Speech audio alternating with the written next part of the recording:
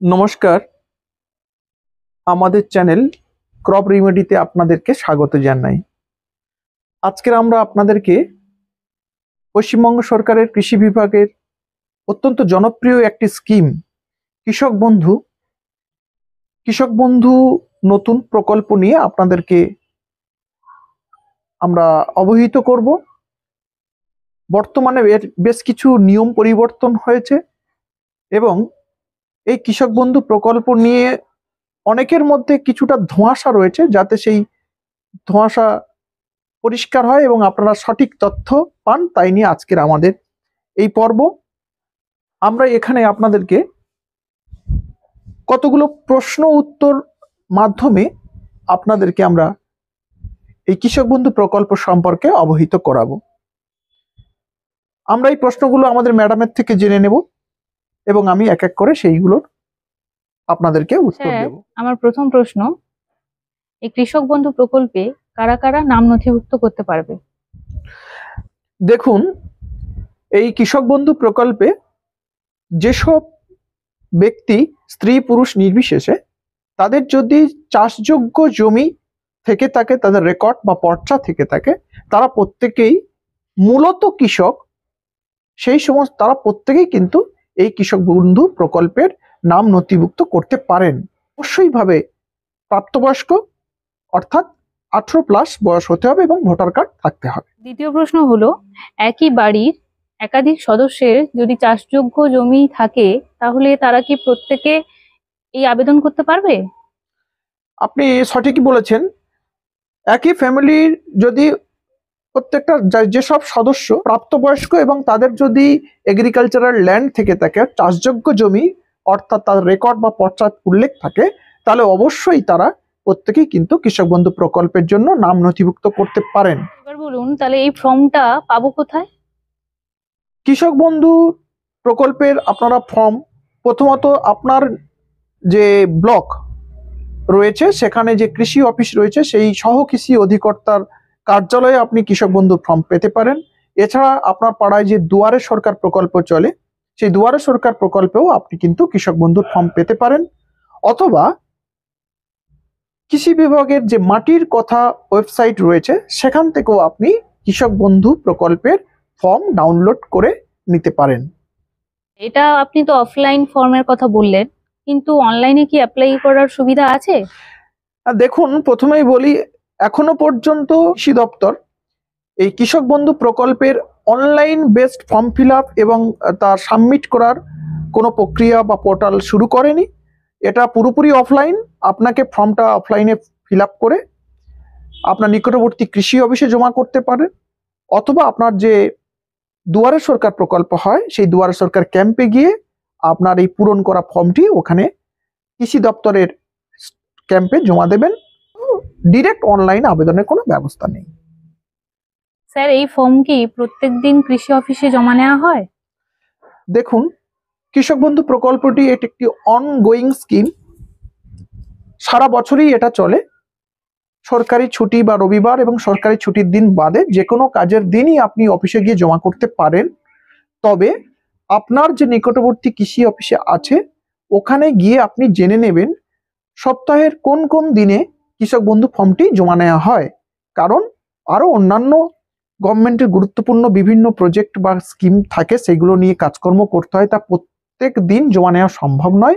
তাই নির্দিষ্ট 1 বা 2 দিন এই ফর্মটি যারা অফিসে জমা নেওয়া হয়, সেটা আপনি আগে জেনে নেবেন, নিয়ে সেই দিনে গিয়ে আপনি অফিসে জমা করতে পারবেন।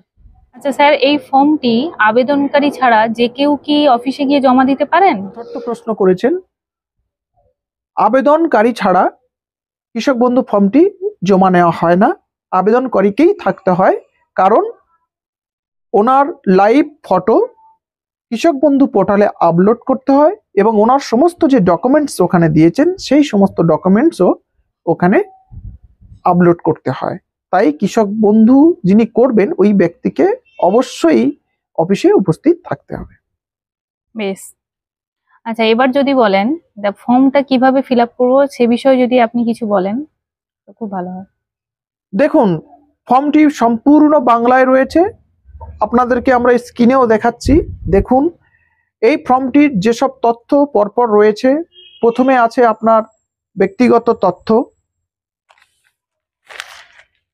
সেই অনুযায়ী আপনার তথ্যগুলো ওখানে আপনার নাম, রেকর্ডে যে নামটি হচ্ছে সেই নাম লিখবেন, তারপরে আপনার স্বামী বা পিতার নাম, এইভাবে যে সমস্ত ব্যক্তিগত তথ্য রয়েছে সেগুলো ওখানে দিতে হবে, একটা স্ট্যাম্প সাইজ ফটো দিতে হবে।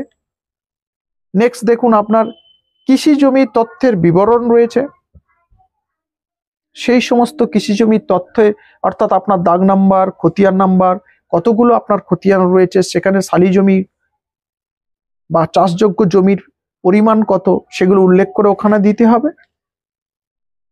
তৃতীয়ত আপনার দেখুন ব্যাংকের তথ্য রয়েছে, অর্থাৎ যে ব্যাংকের পাসবুক আপনি দিচ্ছেন, যে ব্যাংক অ্যাকাউন্টে আপনার কৃষক বন্ধুর সাহায্যটি ঢুকবে, সেই ব্যাংক অ্যাকাউন্টের তথ্য অর্থাৎ bank account number, IFC code খুব সুন্দর করে ওখানে লিখে দেবেন এবং শেষে একটা ঘোষণাপত্র থাকে, সেই ঘোষণাপত্রটি পড়ে আপনার ওখানে সেটি উল্লেখ করতে হবে।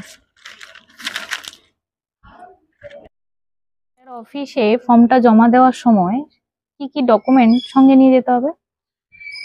কৃষক বন্ধু ফর্মটি ফিল আপের সাথে সাথে যে প্রথমত ওই ব্যক্তির ভোটার কার্ড,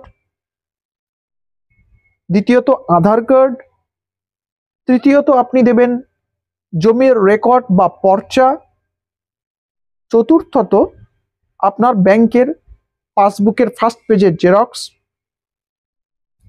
অথবা বাতিল চেক দিতে হবে এবং একটা ছোট্ট স্ট্যাম্প সাইজের কালার ফটো। এইটি ফর্ম ফিল আপের সময় পূরণ করা ফর্মের সাথে এগুলো যুক্ত করে দেবেন এবং সেই সাথে আপনি কৃষক বন্ধুর ফর্মটা দেখুন, আমরা স্ক্রিনে দেখিয়েছি, একদম তোলায় আছে আপনাদের অঙ্গীকারপত্র।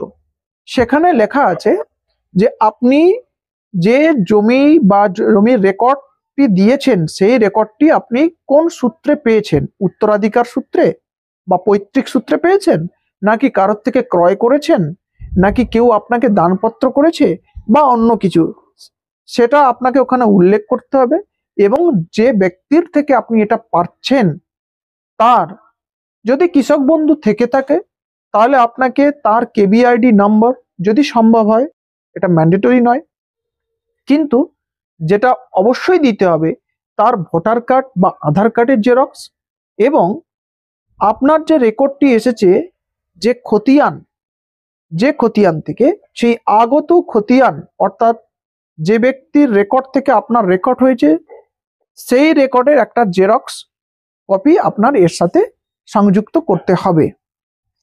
এখানে অনেকের যারা আবেদন করছেন তাদের ধোঁয়াশা থাকে যে স্যার আমার তো সমস্ত ডকুমেন্টস রয়েছে, আমার তাহলে যার কাছ থেকে কিনেছি তার ডকুমেন্টস দিতে হবে কেন?